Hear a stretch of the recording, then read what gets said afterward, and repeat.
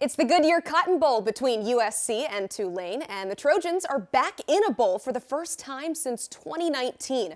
Following a 4-8 season, insert Lincoln Riley, and USC is playing for a potential 12-win season. And just as, if not more miraculous, is the season their opponent had. Tulane won just 2 games in 2021. Now it's the highest-ranked G5 team and is making its first appearance in a New Year's Six bowl game since 1939. So that's the backdrop. Here's the analysis. Chris Trevino from USCFootball.com. And Chris, the expectation is that the Heisman Trophy winner will play, but it's unclear how much as he's still recovering from that hamstring injury. So how important just is Caleb Williams' ability to use his legs for the overall success of this offense? It's the difference maker for this team and this offense when things aren't really going the way they need it to go down the field. Caleb Williams, that improvisation, is able to make plays, keep plays alive, and just make these spectacular plays that we've seen all season, and what Abel was able to lead him to winning the Heisman. So that is that special X factor for this offense that it's very hard to plan for as a defensive coordinator on the other side of the ball. And we saw in that Pac-12 championship, when his legs aren't fully healthy, he's in trouble. And that offensive line, which was already banged up, they gave up a lot of defensive big plays for that Utah defense, and you can see why his legs are so important to this offense. As USC prepares for this game, what aspect of Tulane's game scares you most? I think it's got to be that rushing attack. I mean, you saw in the Pac-12 championship, Utah was able to run at will at times in the second half on USC's defense, which coming into the game had done a really good job of becoming a good run defense.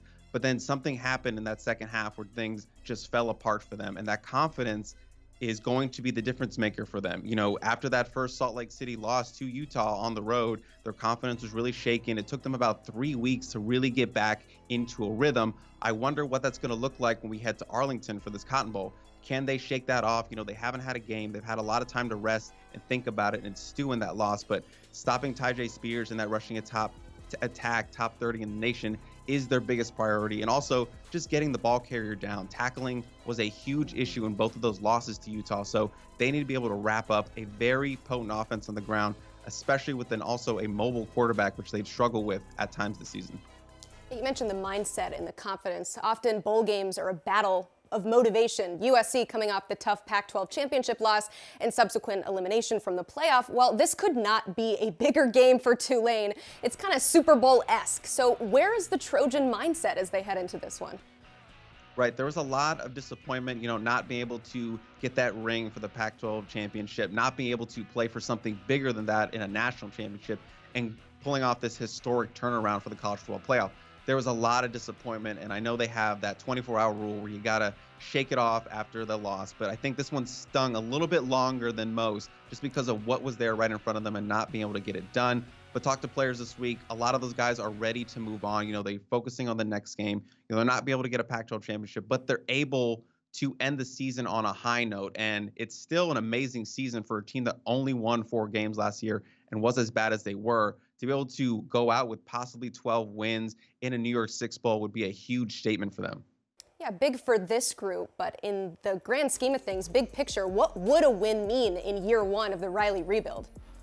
It's massive. You know, just going back to what I said about the turnaround, it just points to what Lincoln Riley was able to do in year 1. Talk about all those big expectations that he set early in the year, and some people kind of looked at him like, you only won 4 games last year, but to be able to back that up with the players that they had, you have a Heisman winner coming back in Caleb Williams to build around. If they win that game, you know, 12 wins, 12-2 after 4 wins, you know, that hype is going to be unreal going to that offseason, as a lot of people are going to be pegging them for the college football playoff. Caleb Williams said, you know, I'm jealous. You guys down there, the other Heisman finalists, are going to the playoff. That's the unfinished business that he has. So getting a win here would be a huge springboard to next season and getting that business finished for next year. That was a great Heisman speech and a well-deserved honor for him. Chris, thank you so much. Be sure to check out his work on this game and throughout the offseason on USCFootball.com.